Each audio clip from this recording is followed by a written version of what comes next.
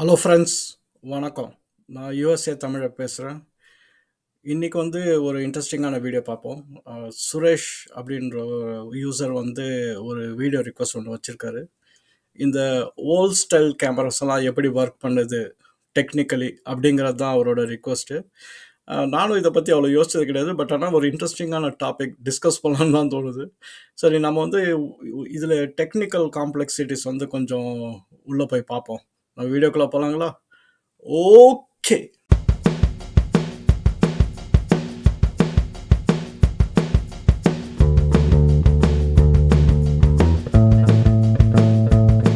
Super.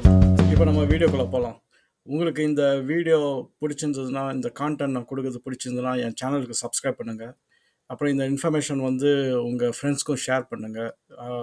Video request இருந்தாலும் போடுங்க. என்னால் முடிஞ்ச அளவுக்கு நான் சீக்கிரமாக போட பார்க்குறேன். சரி, இப்போ நம்ம பேச போகிற டாபிக் என்னென்னா, இந்த பழைய கேமராஸ் எப்படி ஒர்க் பண்ணுது. பழைய கேமராஸ்னால் நம்ம கோடாக் கேமராஸ், இந்த டிஜிட்டல் வெர்ஷனுக்கு முன்னாடி ஒரு அனலாக் வெர்ஷன் ஒன்று இருந்தது. அதுக்கு ஒரு ஃபிலிம் ரோல் ஒன்று தேவைப்பட்டது. ஸோ அது எப்படி ஒர்க் பண்ணுதுன்னு பார்ப்போம். இப்போ இந்த analog cameras very very simple மெக்கானிசமில் ஃபோட்டோகிராஃபி எடுத்துகிட்டு இருந்தாங்க. அதுக்கு என்னென்னா ரெண்டே காம்பனன்ட் தான் வேணும். ஒன்று ஒரு இமேஜை ஹோல்ட் பண்ணுறதுக்கு ஒரு மெக்கானிசம், இன்னொன்று இமேஜை கேப்சர் பண்ணுறதுக்கு ஒரு மெக்கானிசம். இது ரெண்டு தான். ஸோ மீதி எந்த எலக்ட்ரானிக்ஸ் எதுவுமே கிடையாது. ஸோ இது கம்ப்ளீட்லி அனலாக். இப்போ இமேஜ் கேப்சர் பண்ணுற மெக்கானிசம் நம்ம பார்ப்போம். அதுக்கு என்னென்னா ஒரு பாக்ஸ் மாதிரி இருக்கும் கேமரா. பழைய கேமரா பார்த்தீங்கன்னா லிட்டரலாக ஒரு பாக்ஸ் மாதிரி தான் இருக்கும். அதில் ஒரு செக்ஷன் ஆஃப் த பாக்ஸ் ஒரு டார்க் ரூம் அப்படின்வாங்க. ஸோ அதில் என்னன்னா எந்த லைட்டுமே உள்ளே போக வாய்ப்பே கிடையாது. அது பின்னாடி இருக்கும் அந்த செக்ஷன். முன்னாடி இருக்கிற செக்ஷன் என்னென்னா லைட் ஃப்ளோவை கண்ட்ரோல் பண்ணுறதுக்கு ஒரு ஷட்டர் மெக்கானிசம் வச்சுருப்பாங்க. நம்ம கேமராவை கிளிக் பண்ணும்போது அந்த லைட் ஃப்ளோ கண்ட்ரோல் ஆகும். ஸோ டிபெண்டிங் ஆன் லென்சஸ் நீங்கள் ஜூம் இன் ஜூம் அவுட் அந்த ஃபீச்சர்ஸ் எல்லாம் கொஞ்சம் அட்வான்ஸ்ட் அப்புறம் பண்ண ஆரம்பித்தாங்க. ஸோ இந்த ரெண்டு மெக்கானிசம் வச்சு நம்ம பிக்சர் எடுத்துகிட்டு இருந்தோம். என்னன்னா இந்த மாதிரி கேமராவில் பிக்சர் எடுக்கும்போது என்னோட திங்கிங் என்னென்னா ரொம்ப கண்டென்ட்டாக இருக்கும் இந்த கேமரா பிக்சர். ஏன்னா இப்போ இருக்கிற டிஜிட்டல் கேமராஸில் பார்த்தீங்க அப்படின்னா நம்ம ரொம்ப கிளிக் மேலே கிளிக் போட்டுக்கிட்டே இருப்போம். அதில் பார்த்தீங்கன்னா ஒரு ஹாஃப் ஃபோட்டோகிராஃப் ட்ராஷ் தான். ஏன்னா நிறைய அவுட் ஆஃப் ஜூம் இருக்கும், மகளாக வரும். ஆனால் முன்னாடி இருந்த அந்த அனலாக் இதில் உங்களுக்கு ஒரே சான்ஸ் தான். நீங்கள் நல்லா ஃபோக்கஸ் பண்ணி நல்லா கரெக்டாக எடுத்தீங்க அப்படின்னா ரிசல்ட் இமீடியட்டாக கூட தெரியாது. நீங்கள் அந்த ஃபிலிமை டெவலப் பண்ணிட்ட அப்புறம் தான் அந்த ரிசல்ட்டே தெரியும். அது வரைக்கும் வெயிட் பண்ணணும். அதே ஒரு சஸ்பென்ஸ் தான். நம்ம வெயிட் பண்ணி அந்த ஃபிலிமை வாங்கி அடடா பிக்சர் நல்லா வந்திருக்கு அப்படின்னு பார்க்கும்போது அந்த த்ரில்லே ஒரு சூப்பரான த்ரில்லு. இப்போ டிஜிட்டல் வெர்ஷன் உங்களுக்கு இமீடியட்டாக ரிசல்ட் தெரிஞ்சு போயிடுது. சரி, இப்போது டெக்னிக்கல் பார்ட்டுக்கு வரும். இப்போ இமேஜ் கேப்சர் பண்ணுற மெக்கானிசம் ரொம்ப சிம்பிளான மெக்கானிசம் தான். ஒரே ஒரு த்ரூ ஹோல் ஒன்று இருக்கும். அதில் லைட் ஃபோட்டான்ஸ் பாஸ் ஆகி அடுத்து பின்னாடி இருக்கிற டார்க் ரூமில் போய் சேர்ந்துடும். இப்போ அங்கே தான் என்னென்னா இந்த செகண்ட் பார்ட் வச்சுருக்காங்க. இந்த இமேஜை ஸ்டோர் பண்ணுற பார்ட். அதுக்கு என்ன பண்ணியிருக்காங்க அப்படின்னா இமேஜ் அந்த ஃபிலிம் ரோலில் தான் அது கிரியேட் பண்ணியிருக்காங்க. அந்த film roll actually it's a chemical தான். அது என்னென்னா அது ஜெலட்டின் மெட்டீரியலில் அந்த கெமிக்கலை கிரியேட் பண்ணி அதை பிளாஸ்டிக் அப்படின்னு சொல்லலாம். ஸோ அதில் மேலே அந்த ஜெலட்டின் கோட் பண்ணிடுவாங்க. என்னன்னா அது ஃப்ளேமபிள். நம்ம கொளுத்தி போட்டோம் அப்படின்னா கேமரா வெடிச்சிடும். ஆனால் அந்த ஆப்பர்ச்சுனிட்டி ரொம்ப கம்மி தான். ஆனால் பெரிய மூவி கேமராஸ் அந்த மூவி ரீல்ஸ்லாம் பார்த்தீங்கன்னா ஆக்சுவலாக அந்த ஃபயர் ஆக்சிடென்ட்லாம் அதில் நடந்திருக்கு. ஏன்னா இந்த ரா ஃபிலிம் எடுத்துகிட்டு போயிட்டு அது ஃபுல்லாக ஃப்ளேமபிள் சப்ஸ்டன்ஸ், அது கெமிக்கல். ஸோ அப்போ அது ஃபயர் ஆக்சிடென்ட்ஸ்லாம் நடந்திருக்கு. இப்போ சின்ன கேமராவில் அந்த கோடாக்கோட ஃபிலிம் பார்த்தீங்கன்னா நல்லா ப்ரொடெக்டிவ் கவரிங் தான் கொடுப்பாங்க. நீங்கள் உள்ளே லோட் பண்ணி கரெக்டாக ஃபஸ்ட்டு இதை இமேஜ் வர மாதிரி நீங்கள் பொசிஷன் பண்ணிட்டீங்கன்னா அதுக்கு அடுத்து வரது தான் அந்த ஜெலட்டின் கோட்டட் மெட்டீரியல் வரும். இப்போ எப்படி இமேஜ் அதில் போய் பதியுது அப்படின்னு நம்ம பார்த்தோம் அப்படின்னா ஃபோட்டான்ஸ் வருது. இந்த ஜெலட்டினில் என்னென்னா ஒரு கெமிக்கல் ஒன்று உள்ளே எம்பட் பண்ணியிருக்காங்க. அது கெமிக்கல் பேர் சில்வர் ஹேலைட் அப்படின்ற ஒரு கெமிக்கல் உள்ளே பார்ட் ஆஃப் அந்த ஜெலட்டின் கோட்டினில் இருக்குது. ஸோ அந்த கெமிக்கலுக்கு என்ன ஸ்பெஷாலிட்டி அப்படின்னா அது ஃபோட்டோ சென்சிட்டிவ் கெமிக்கல். அது ஸோ அந்த ஃபோட்டோ சென்சிட்டிவ்னா என்னென்னா ஒரு லைட் சோர்ஸ் அதில் பட்டுது அப்படின்னா இம்மீடியட்டாக ஒரு கெமிக்கல் ரியாக்ஷன் நடக்கும். ஸோ அந்த கெமிக்கல் ரியாக்ஷன் என்னென்னா உங்களுக்கு அந்த கெமிக்கல் காம்போசிஷன் வந்து அதுக்கு கொஞ்சம் வேரி ஆகிடும். ஸோ இது கொஞ்சம் மேலோட்டமாக பார்த்தா புரியாது. கொஞ்சம் டெப்த்தாக பார்த்தோம் அப்படின்னா, இப்போ ஒரு லைட் இன்கமிங் சோர்ஸ் வருது அப்படின்னா, அது வந்து கேமராவில் வந்து ஒரு செக்ஷன் ஆஃப் அந்த ஃபிலிமில் வந்து கேப்சர் ஆகுதுன்னு வச்சுங்களேன். அது என்ன பண்ணுன்னா, எல்லாமே மைக்ரோஸ்கோபிக் பார்ட்டிகல்ஸாக இருக்கும். மைக்ரான்ஸ் அப்படின்வாங்க. அந்த மைக்ரான்ஸ் லெவலில் வந்து என்ன ஆகும்னா, அந்த கெமிக்கல் வந்து ஒரு ரியாக்ஷன் கொடுத்துரும். ஸோ என்ன ஃபோட்டான் லைட் வருதோ அதில் என்ன சென்சிட்டிவிட்டி இருக்குது, என்ன இன்டென்சிட்டி இருக்குது, இந்த வேரியேஷன்ஸ் எல்லாம் அதனால அக்யூரேட்டாக வந்து கேப்சர் பண்ணி அந்த ரியாக்ஷன் வந்து டிஃபர் ஆகும். சிலது நிறைய ரியாக்ட் ஆகும், சிலது கம்மியாக ரியாக்ட் ஆகும். ஸோ இந்த மாதிரி நிறைய வேரியஸ் டிகிரியில் வந்து ரியாக்ட் ஆகும். ஸோ இப்போ ஷட்டர் ஓப்பன் ஆகி க்ளோஸ் ஆகும் பார்த்தீங்கன்னா ஜஸ்ட் ஒரு செகண்டு தான். நம்ம கிளிக் பண்ணும்போது ஓப்பன் ஆகும், லைட் உள்ளே வரும், அந்த எலமெண்ட் ஃபிலிமுக்கு போயிடும், ஷட்டர் க்ளோஸ் ஆகிடும். ஸோ இருக்கிற லைட்டில் அது ரியாக்ஷன் வந்து பண்ணும். இப்போது ரியாக்ஷன் ஆகிட்டோன்னே நம்மளுக்கு எதுவும் தெரியாது. நம்ம என்ன பண்ணோம்னா எல்லா ஃபிலிமும் காலி பண்ணிட்டு தான் கொண்டு போய் டெவலப் பண்ணுவோம். அது வந்து தேர்ட் ஸ்டேஜ். இப்போ அந்த டெவலப் பண்ணுறது எப்படி வந்து அந்த ஃபோட்டான் ரியாக்ஷனை வந்து அந்த லைட் ரியாக்ஷனை வந்து எப்படி வந்து ஃபிலிமாக ட்ரான்ஸ்ஃபர் பண்ணுறாங்க, பாசிட்டிவாக ட்ரான்ஸ்ஃபர் பண்ணுறாங்க அப்படின்றது தான் இப்போ நெக்ஸ்ட் ஸ்டெப். அதுக்கு என்ன பண்ணுவோம்னா அதுக்கும் ஒரு டார்க் ரூம் வேணும்.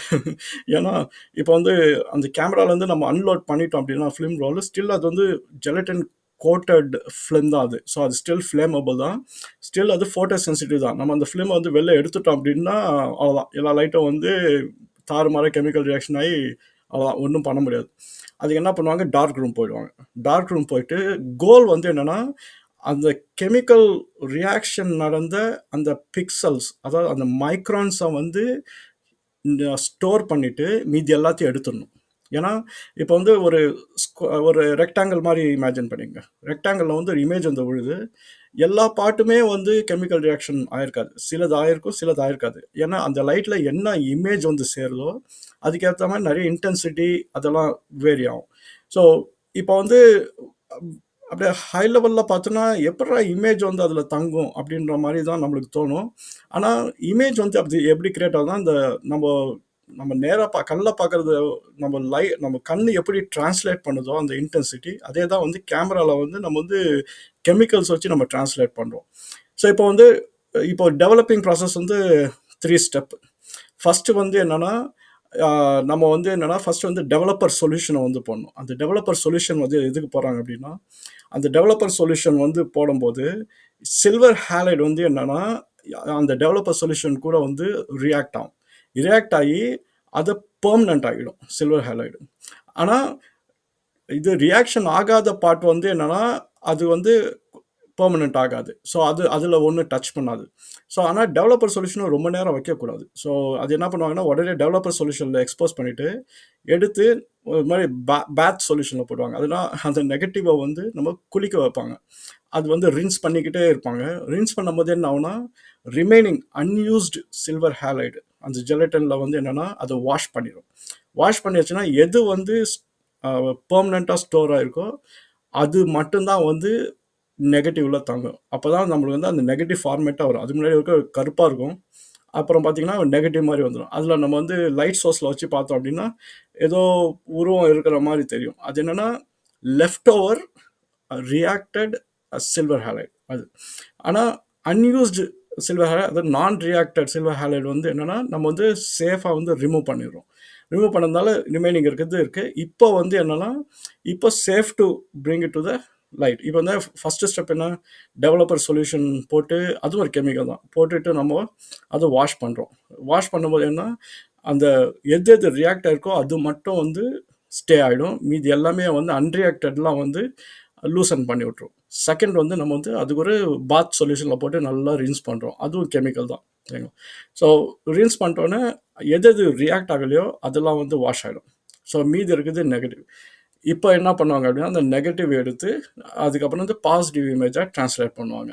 ஸோ பாசிட்டிவ் இமேஜாக ட்ரான்ஸ்லேட் பண்ணுறதும் மறுபடியும் லைட் சோர்ஸ் தான். லைட் சோர்ஸ் யூஸ் பண்ணி எது வந்து நெகட்டிவாக இருக்கோ அது வந்து ரிவர்ஸ் அந்த மெக்கானிசமில் வந்து அதை வந்து பாசிட்டிவாக மாற்றிடுவாங்க.